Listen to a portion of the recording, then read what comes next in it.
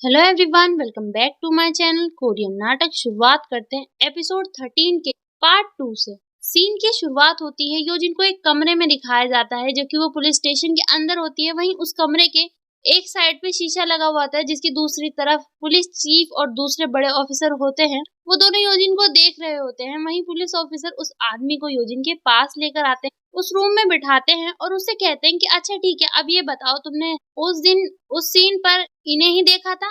वो आदमी कहता है कि नहीं नहीं, मैं ये नहीं कह रहा कि मैंने इन्हें ही देखा था।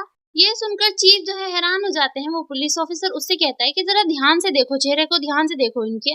वो दूसरे ऑफिसर जो होते हैं वो भी ये ध्यान से देख रहे होते हैं कि आखिर ये क्या हो गया। वो पुलिस ऑफिसर कहते हैं कि मुझे तो लगा था तुमने ये कहा था कि तुमने यू में हारिन के मर्डर के टाइम पर इस औरत को देखा था या इन्होंने उसका मर्डर किया है। वो आदमी मुस्कुराता है कि वो कहता है कि मैं तो बस उम्मीद कर रहा था कि वो जो लड़की है ऐना, वो मुझे एक अच्छा सा लॉयर करा दे और मैं बाहर निकल जाऊं। ये सुनकर योजिन मुस्कुराने लगती है। वो आदमी कहता है कि तुम्हें तो पता ही है ना, सच्चाई बताऊं तो मुझे काफी बुरा लग रहा था। तो ये बात वो ऑफिसर भी सुन रहे थे। वो हैरान होते हैं ये देखकर। वहीं वो आदमी कहता है कि तुम्हें पता है ना, तुम्हें इस बात की जिम्मेदारी लेनी होगी, तुम इस बात से वाकिफ हो ना। वो आदमी कहता है कि आखिर ऐसे कैसे जिम्मेदारी लेनी होगी, मैं तो सिर्फ ये कह रहा था कि शायद मैंने उसे कहीं देखा है। और वो लड़की मुझसे मालूम कर रही थी कि क्या जो उस दिन उसके साथ टीवी पर आई थी, क्या उसने ही उसकी माँ को मारा है। तो मैंने भी बस ऐसे ही कह दिया कि हाँ शायद हो सकता है, बस मैंने यही कहा। ये सुनकर वो पुलिस ऑफिसर हंसने लगते हैं, कहने लगते हैं कि तुम तो मुझे पागल कर दोगे। वहीं वो आदमी चुपचाप बैठ जाता है और योजिन भी हंस रही होती है। चीफ और दूसरे ऑफिसर को दिखाया जाता है। तभी उनके पास वो पुलिस ऑफिसर आता है और कहता है कि ये आदमी जो है, जिस टाइम पे यूमे हारिन का मर्डर हुआ, ये पुलिस स्टेशन में ही था, जेल में था, क्योंकि इसकी भी पूछताछ की जा रही थी, किसी और केस में होगी शायद। वहीं वो ये सुनकर पुलिस ऑफिसर जो है काफी हैरान होते हैं। वो कहते हैं क्या, और वो फिर उस पुलिस ऑफिसर से कहते हैं, दूसरे वाले जो उनसे छोटा होता है, कि जल्दी से जो है ना इसे यहाँ से लेकर जाओ। जितना हम इस मामले में अंदर जाएंगे ना, हम उतना ही इस जाल में फंसते जाएंगे। और पुलिस चीफ भी जो है ये सुनकर काफी हैरान होते हैं। वहीं सीन चेंज होता है, एक पार्लर का सीन दिखाया जाता है। वहां पे दो महिलाएं बैठी हुई होती हैं। वो योजिन के बारे में बात कर रही होती है कि आखिर योजिन ने गलत किया ही क्या है, और जिस महिला ने उसे छोड़ा वो तो अमेरिका चली गई थी। तभी दूसरी महिला कहती है कि इसमें आदमी हो या औरत, किसी भी रिश्ते में दोनों का वफादार होना सबसे ज्यादा जरूरी है। फिर वो यूमे हायरिन के बारे में बात करने लगती हैं कि किसी का चेहरे से हम बता नहीं सकते, वैसे तो इतनी सुंदर थी, पर देखो उसका कैरेक्टर कैसा था। वो दूसरी महिला कहती है कि हाँ। फिर वो बात करने लगते हैं कि मिस्टर जैंग ने उन्हें इग्नोर नहीं किया। और वो कहती है दूसरी महिला कि हाँ वैसे सही किया उन्होंने, क्योंकि उन्हें जो ना अपनी बेटी को इग्नोर नहीं करना चाहिए। जैसे कि उन्हें पता चल गया था कि ऐना उनकी बेटी है, और मैडम चोई जो है उन्हें भी इन दोनों के बारे में सब पता था। तभी दूसरी महिला कहती कि मुझे लगता है कि यूमे हायरिन ने जो है ना मैडम चोई को ब्लैकमेल किया होगा पैसों के लिए।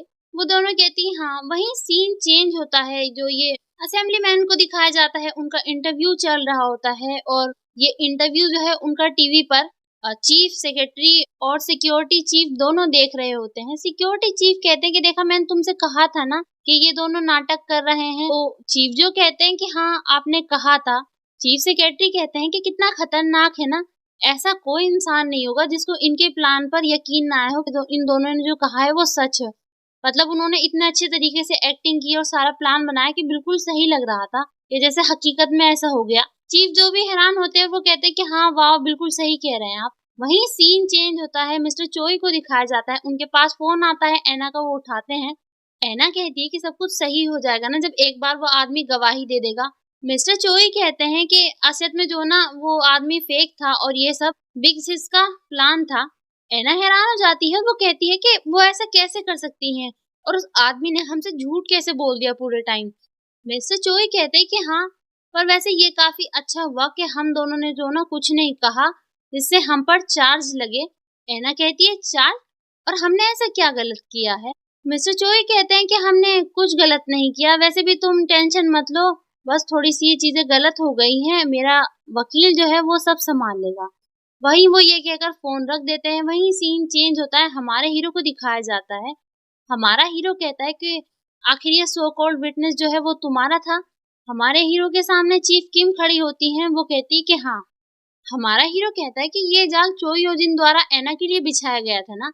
चीफ किम कहती है हाँ। वहीं हमारा हीरो कहता है कि तुम लोगों ने जो ना बहुत गलत काम किया है और तुम्हें जो ना बिल्कुल भी बुरा महसूस नहीं हो रहा। चीफ किम कहती है कि हाँ मुझे बिल्कुल भी बुरा नहीं लग रहा। हमारा हीरो कहता है कि तुम्हें इतना दूर तक जाने की जरूरत नहीं थी कि तुमने उसकी मरी हुई माँ का नाम भी मिट्टी में मिला दिया। चीफ किम गुस्से में होती है और वो कहती है कि तुम क्या चाहते हो मैं कुछ नहीं करती, जबकि ऐना मैडम चो योजिन के लिए काफी बड़ा खतरा बनी हुई थी। हमारा हीरो कहता है कि तुम लोगों ने जो ना बहुत बड़ी गलती कर दी है। वहीं चीफ किम हमारे हीरो की तरफ गुस्से भरी नजरों से देख रही होती है। वहीं सीन चेंज होता है। योजिन इन्वेस्टिगेशन रूम से बाहर निकलती है। बाहर पुलिस चीफ खड़े होते हैं, वो योजिन का इंतजार कर रहे होते हैं। वो जैसे ही योजिन निकलती है उसके सामने आते हैं और कहते हैं आपके लिए काफी मुश्किल रहा होगा ना ये सब, आपका बहुत बहुत शुक्रिया कि आपने हमारे साथ कोऑपरेट किया इन्वेस्टिगेशन में। योजिन कहती है कि नहीं नहीं ये तो कुछ भी नहीं था, ये तो इस देश का नागरिक होने के नाते मेरी एक जिम्मेदारी थी। पुलिस ऑफिसर उन्हें थैंक यू कहते हैं कि बेहद शुक्रिया, आप इस चीज को इस नजर से देख रही हैं। और सच कहूँ तो हमने ये इन्वेस्टिगेशन इसलिए की थी क्योंकि उस पोस्ट की वजह से। योजिन कहती है बस इतना काफी है। और वो कहती है तभी कि असेंबलीमैन पार्क को मेरी तरफ से हेलो कहना या मेरे रिगार्ड्स भेजना। ये सुनकर पुलिस चीफ हैरान हो जाते हैं और वो कहते हैं असेंबलीमैन पार्क। वहीं योजिन वहां से चली जाती है। वो ऐसे ही खड़े रह जाते हैं। असेंबलीमैन को दिखाया जाता है, वो बाहर योजिन का इंतजार कर रहे होते हैं। तभी योजिन पुलिस स्टेशन से बाहर आती है। असेंबलीमैन योजिन के पास आते हैं और उसे कार की तरफ लेके जाने लगते हैं। रिपोर्टर्स योजिन के पास आ जाते हैं और वो योजिन से सवाल करने लगते हैं कि मैम क्या ये ऑनलाइन जो पोस्ट डाला गया है क्या आप उसे अस्वीकार करती हैं? और क्या सच में यूमे हायरिन ने आपको ब्लैकमेल किया था? और क्या इसका मतलब ये है कि गो ऐना जो है अब जेंग ऐना बन जाएंगी?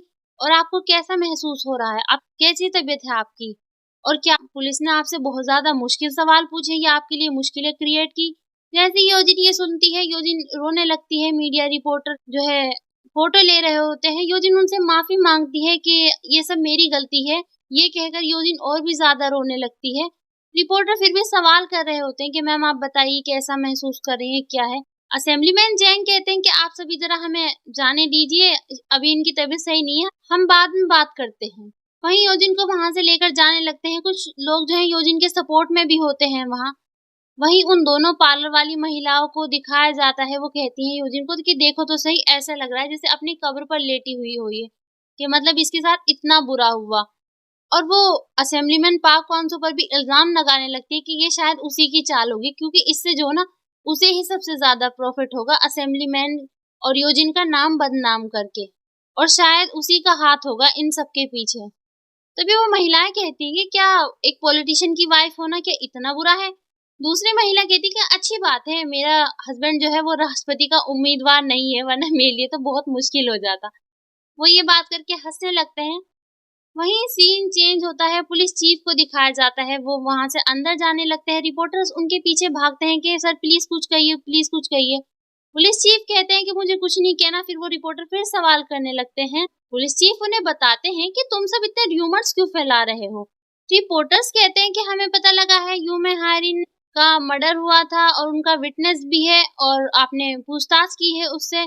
क्या सच में मिस्टर यूमे हायरिन ने मैडम चोई को ब्लैकमेल किया था?